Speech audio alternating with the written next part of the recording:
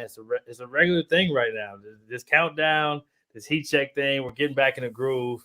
Obviously, special interview. You see the background. You know what's going on. They're still undefeated. We got a second head coach coming on. We're on a roll right now. Head coaches. It's our season apparently. So we have one of the best young head coaches in the country. One of the best coaches, period.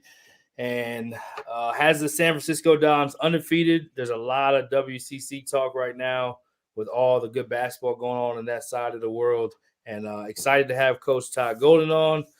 Eli's going to have all kind of nerd stats and stuff he's going to break down. And I'm going to have to get out of the way because there's going to be a lot of nerds going on between Coach Golden and Eli and all the analytics. I know a little bit. I know a little bit of Ken Palm. I know my analytics, but I stay in my lane. I just need to know enough. You know what I mean? So without further ado, Coach Golden in the building. Excited to have him. Yeah. Coach, what up, man? Brian, Eli, I appreciate you guys having me on. And we talked about this a little bit before, but I appreciate the work that you guys do and the light that you guys shine on some of the other programs across the country, And, I know a lot of people appreciate the work you do. So thank you guys. Yeah, appreciate it. Yeah, that means a lot. And yeah, from being in it, Coach, I can say this. You always feel like, man, is anybody even, like, we're doing all this work, is anybody even paying attention? Like, like a little bit of acknowledgement. Like, we know it's not about that, but these jobs get hard. And, Sports Center usually shows the same few people. We do have people like Field of 68. We love what they're doing, too. But the mid-major love is always a challenge, no matter who's covering. So we definitely like to put our time there. So, speaking of, I'm gonna get out of the way because I feel a little intimidated. I'm not gonna lie. I'm gonna move Coach to the front and center. I'm gonna let Eli take the gate and get the ball rolling. Yeah. So, Coach, it's been as you know, one of the greatest starts in the history of the San Francisco program, 10-0 on the season. Just to begin, what has made this team special, and how is this run all come together for you? Yeah, this started last spring, to be honest. When we had a tough ending to the year last year. We had a 2.5 week COVID pause and couldn't get back on track after that. And we went 1-6 down the stretch. And, we had an opportunity because we were done early March to really take a step back and evaluate our program and decide, what we needed to add, who we needed to retain, what we needed to do to make sure we kept going on the trajectory that we had the first 18 months I had the job.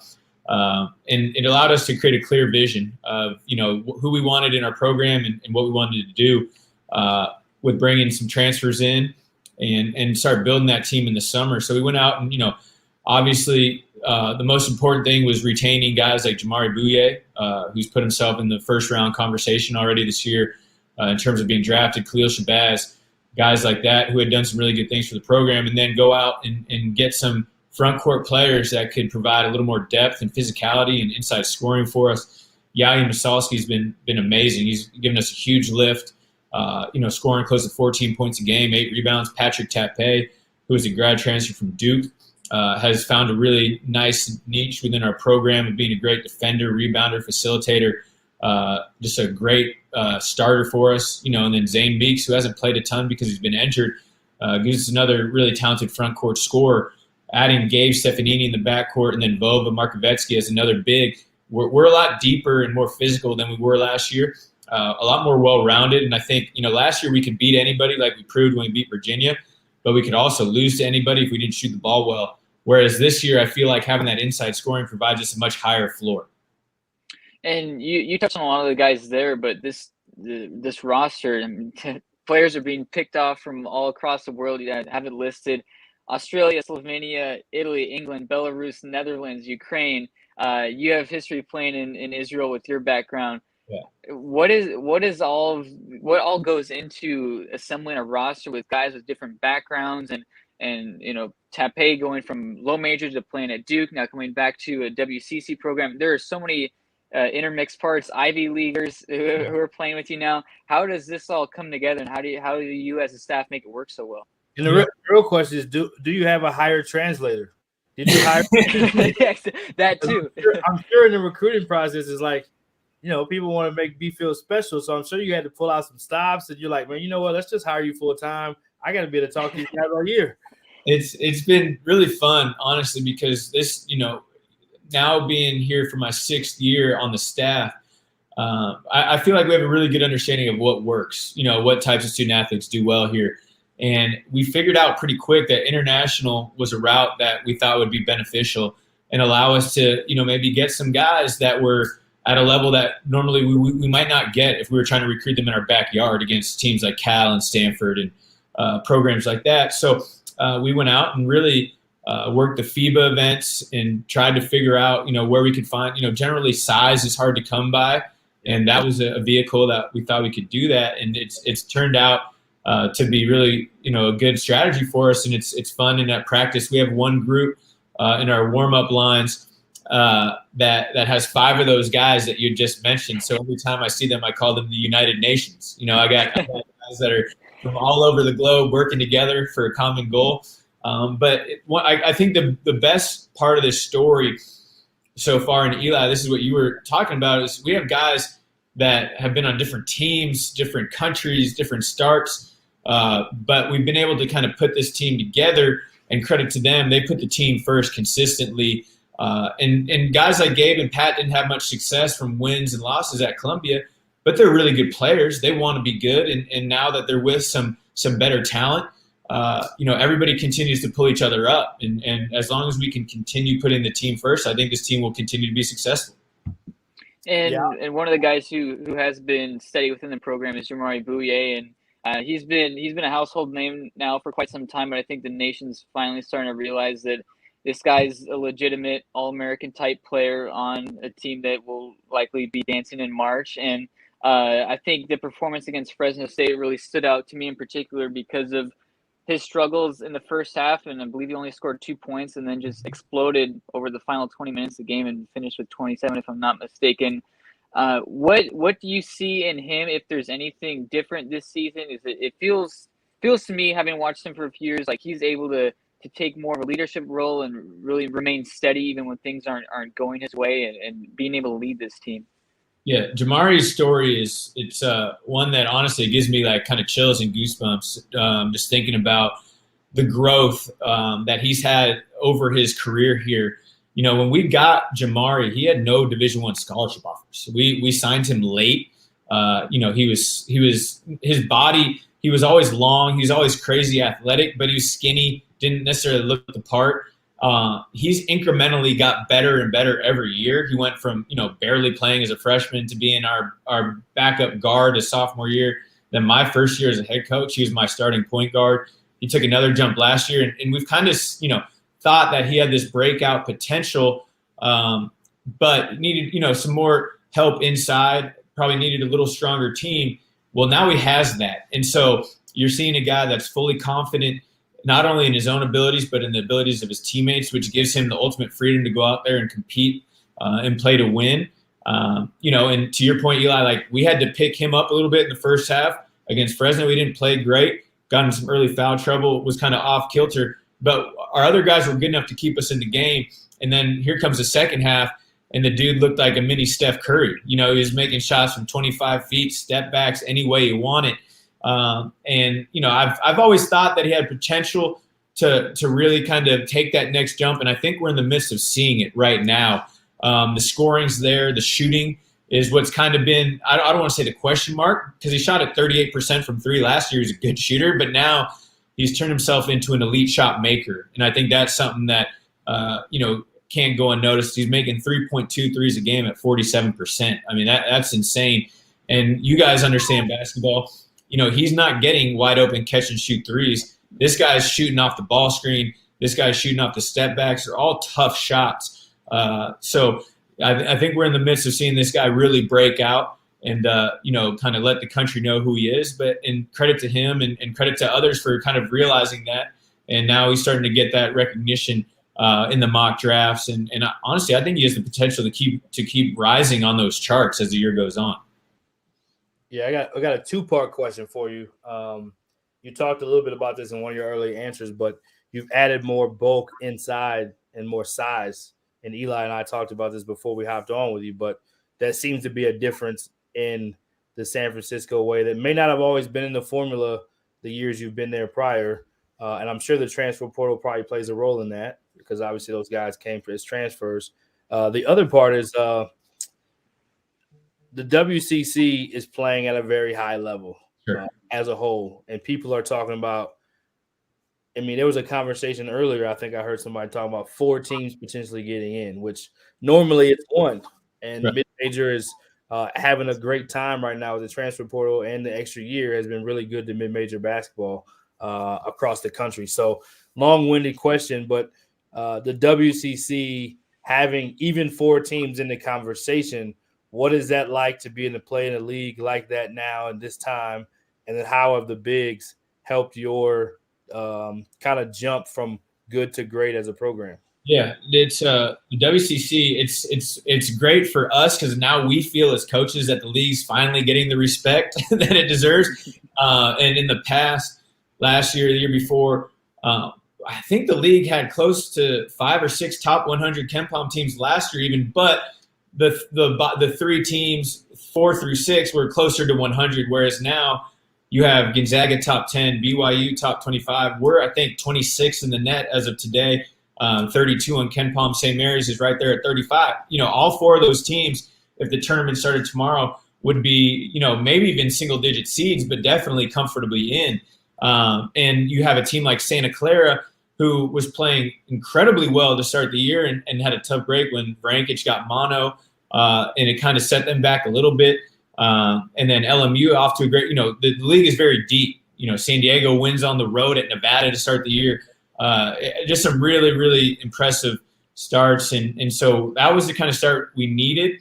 Obviously, St. Mary's doing so well at the Maui, us beating UAB, Davidson, a lot of the even Fresno State. I think they're top 70 now in KenPom and top 60 in the net. A lot of these wins are traveling. We have 2 quad 1s, 2 quad 2s already, which will be huge for us. And then getting into the league, now there's a little more margin of error than there's been in the past where, people always say, oh, you got to go 14-2 in the WCC to go to the tournament. I'm not sure that's the case. 12-4 probably. 14-2 though, I don't think that's going to be the case when you have, so many good teams. And in regards to the bigs, I think as we mentioned, we had the ability to play well, but we were super volatile and not having inside scoring, 2-point finishing was a big issue. And so that was an area where we knew that we had to get better, and so we addressed it. And now I think we're 5th or 6th in the country in effective field goal percentage offensively. That's a much better way to live. I'll tell you that. It's a lot easier as a coach now having some guys that can finish inside and kind of prevent us from going on long scoring droughts or letting teams run away from us. And they've just made us a lot more stable. So obviously you reference, net, KenPom, effective field goal percentage, efficiency, things like that. And I'm always curious to get coaches' perspectives on the use of statistics and analytics. And about this time last season, we had Mike Magpayo from UC Riverside, who you obviously worked with at Columbia and know very well. Yeah.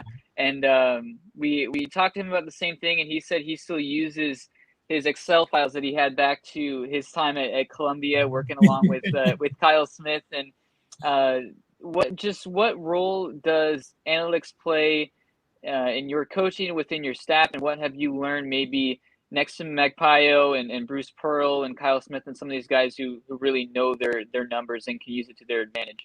You know what? It goes back for me back to when I was playing at St. Mary's, for Randy and Kyle, because I walked on there and they provided an opportunity for anybody to earn playing time through basically a data collection model that they use to determine who was helping the team win and who was hurting.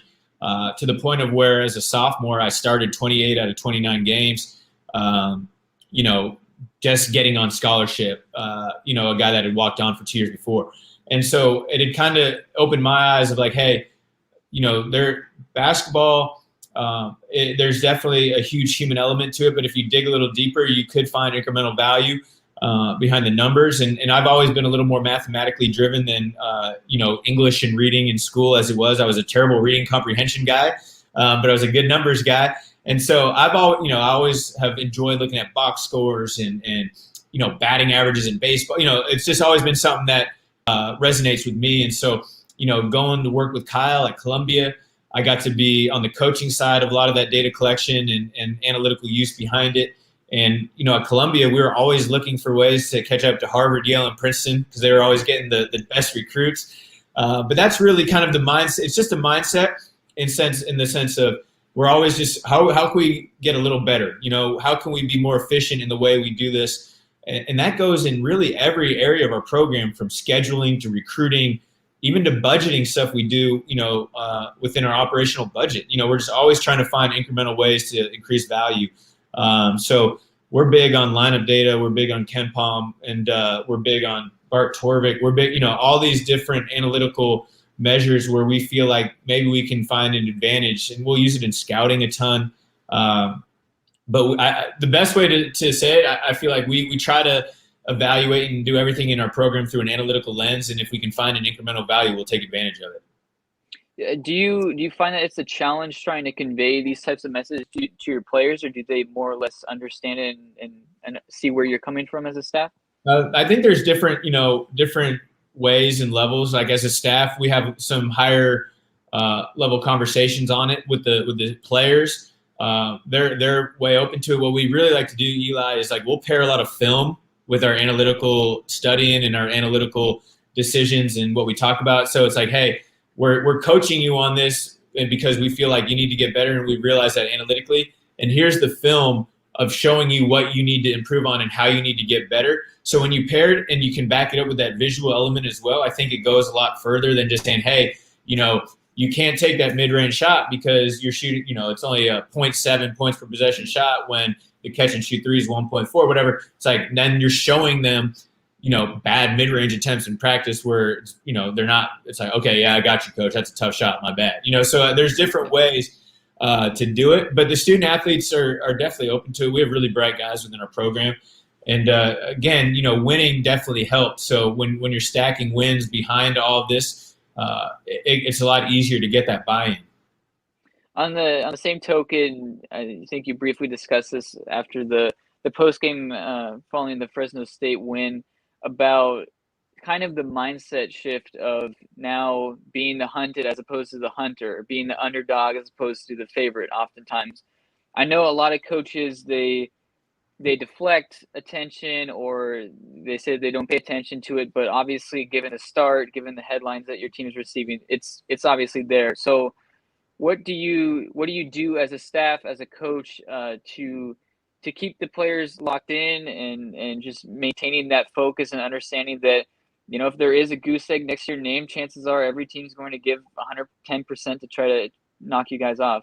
Yeah, it's a new it's kind of I would say we've moved into a new part of our program. Like we've been well respected. Kyle did a great job here, kind of turning that tide, and I feel like we've continued to kind of move that thing forward the last couple of years. But now, being 10-0, people are circling us on the schedule. And that's a new thing for us. Generally we've been the ones circling others, and now. And we talk about it every day. Fresno State, really good program. They were coming in here excited to take us down. They wanted to be the team that gave us our first L. And I thought we were a little on our heels to start that game. And it was like, fellas, this is going to be every night. These guys aren't coming in here just showing up. They're like, man, we want to take down this undefeated team. So I think we're starting to learn and understand that we're going to get everybody's best shot.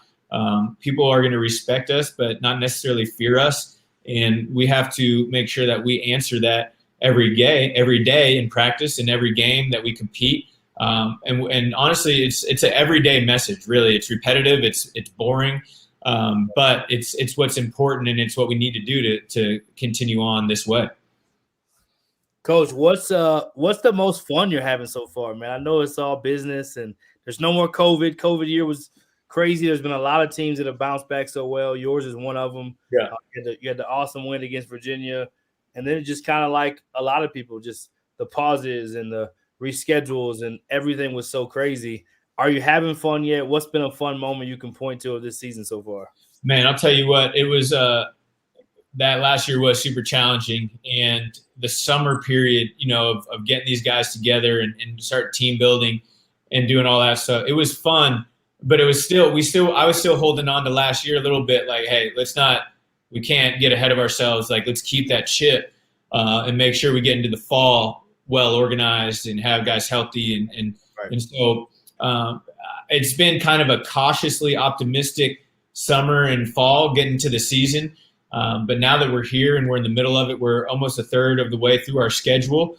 I'm certainly enjoying it. I can guarantee you that. And it's a daily deal. We have an older team, really mature team.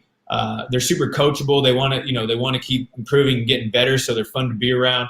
The way that Jamari has really taken on the leadership role and kind of raised the bar in terms of how hard we practice and the expectations we have for not just him or Yayan or the older guys, but even all the way down to the freshmen within our program. It's a really high bar, and it's just fun that we've been able to get it here. And now the challenge is it's sustaining it, right? It's like, all right, now can we keep going? And Jamari and Yayan and Pat and those guys will lead us the rest of the way. But there's going to be a point where they're graduated. Now can the next group continue? That's the challenge of being a good program, and we're going to see if we can do it.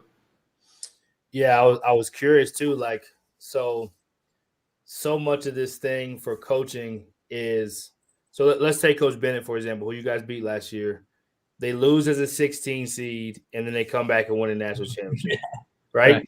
And he talks about, like, there's a lesson, and adversity will write you a ticket to a place you couldn't have gone otherwise, right?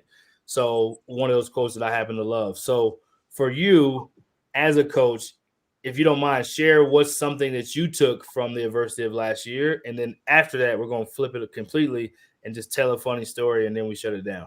Yeah, no, I think, we're in the middle of our pause, in the middle of the 3-week period afterwards where we went 1-6 and lost 3 or 4 games by 1 possession and just we didn't have it. We weren't physical enough. We had a lot of adversity. We were trying to get this thing back right, and this program has been used to winning 20 games, and we didn't do that. And so it was challenging and really hard at times, but your quote is right on. And I think if you can either sit there and feel sorry for yourself and, hey, this was a tough break, or you can try to grind through it and find the opportunity there. And I think we did that. And it was, hey, we didn't end the way we want, but we can get an early start on our group for next year.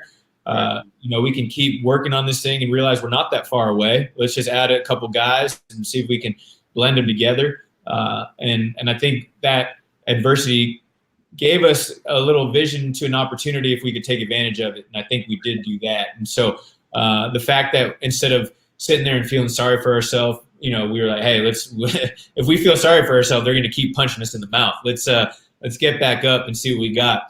That I'm really proud that our program was able to do that. For sure. And then we always like to ask the funny story to end. So anything you got for us, Coach, from your playing days, coaching days, this team, a previous team, anything that's air appropriate, of course. We always have to make sure to say that, because some of the funniest stories we can't have on the air. So it's first of all, I've just been really lucky, man. I was able to play for Randy and Kyle at St. Mary's and be a part of what was at the time was an up and coming program, similar to where I feel like we are now. Yeah. And be on the ground floor of that, and learning, learning from guys. Like, we had incredible staffs at St. Mary's. Like, one staff, we had Kyle and Randy, obviously really successful head coaches. Lamont Smith, who did a good job for a number of years at San Diego. David Patrick was a really good head coach at Riverside. Now he's, at Oklahoma. Ron Gannat, the head coach at Hawaii. I mean, we had 5 head coaches on one staff, and like, we're sitting there and not understanding at the time as a 20-year-old kid how lucky I was to be a part of that. And then, being at Columbia and a really talented staff that didn't do well. We finished last in the Ivy League my first year. Like, we had Kyle, we had Carlin Hartman from UNLV, who's one of my great friends, and I have an incredible amount of respect for. He's a great coach. Myself, Kevin Hovde, Mike Magpie was on that staff, and we're getting our teeth kicked in the Ivy League. Like, I'm like, I think we're pretty good coaches. I think we know what we're doing, but I guess not. We're getting rolled every night. But I've just been fortunate, just been able to work with some really good guys. I think right now our staff here is phenomenal. Chris Gerlison, my associate head, should be a head coach really soon, to be honest. This guy's done a lot for us, and has really given us a sense of grittiness and maturity that's raised the bar a lot. Mike Plank, Jonathan Sapphire. The list goes on and on. But I just feel like we're in a good spot. We're fortunate, enjoying it with some older guys, and we're going to ride this thing out and see how far it goes.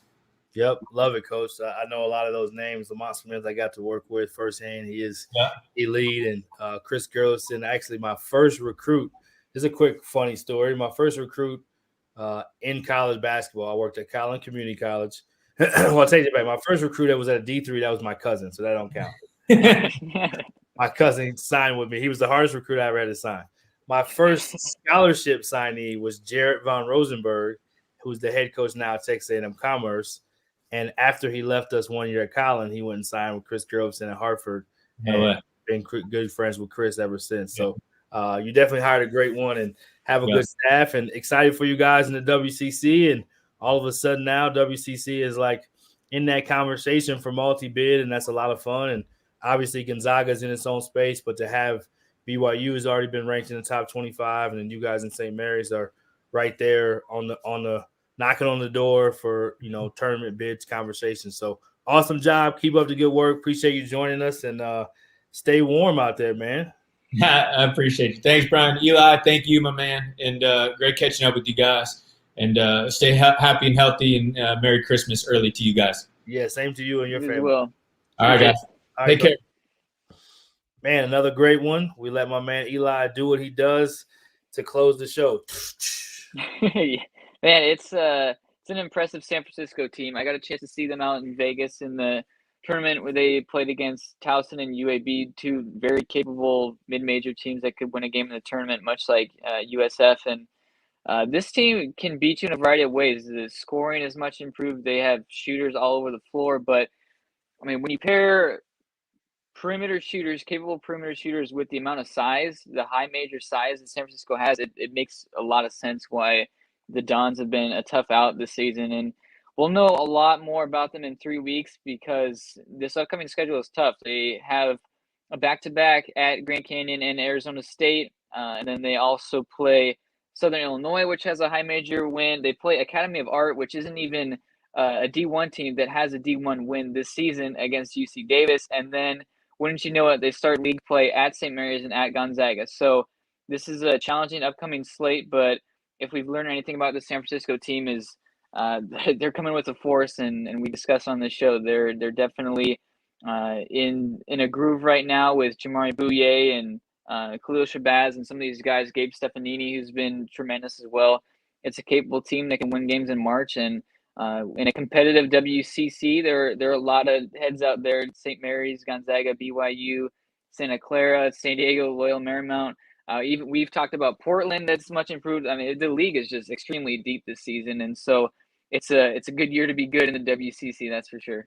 Yeah, it is, and I think the part you talked about, you can get those quality wins, but those teams that people that are sleeping on, the Santa Claras who started the year smoking hot. Portland's been really good. LMU was picked, very high in the league, and they finished high last year, I think 4th. So yeah, that league is it probably doesn't still continue to get the credit it deserves. San Diego's been off to a good start, and they've kind of taken a dip here recently, but that league is good. There'll be a lot of good mid-major basketball. I think one of the questions I have is the committee going to change the formula or be open to not having as many high major teams just because they're in a high major conference, or some of these mid-major leagues going to actually get the love they deserve? So we'll see. I'm going to say yes. I'm going to be optimistic. I think this will be a multi-bid league. I think they can get 3. I don't know if they can get a 4th one. I think whoever that third place team is, if they can find a way to play well, there's so many quad 1 wins now in this league for right now, that it does make your strength of schedule and your net and all that formula hopefully can add up, as we've seen even in the Mountain West, even last year. You had San Diego State, you had Utah State, you had Colorado State, and we had what was the other one? Boise? Boise State was in the mix too. Yep. Yep. So, you had that kind of conversation going in the Mountain West last year. I think the American has those conversations with Houston, Wichita State, Memphis. There's been those kind of conversations there as well. So be interesting to see. But thanks to Coach Golden for coming on. Awesome to have our second head coach and keep doing this thing, man. Heat check, just checking the heat, seeing what's going on out here. So the full episode coming soon. We'll have that probably. Well, this will come out on Thursday. That'll probably be out later on Thursday. So be on the lookout for that as well. And you can always find on Apple, Spotify, and YouTube All Access Network, and then Heat Check CBB. You don't want to miss that website or the social handle. And be back soon.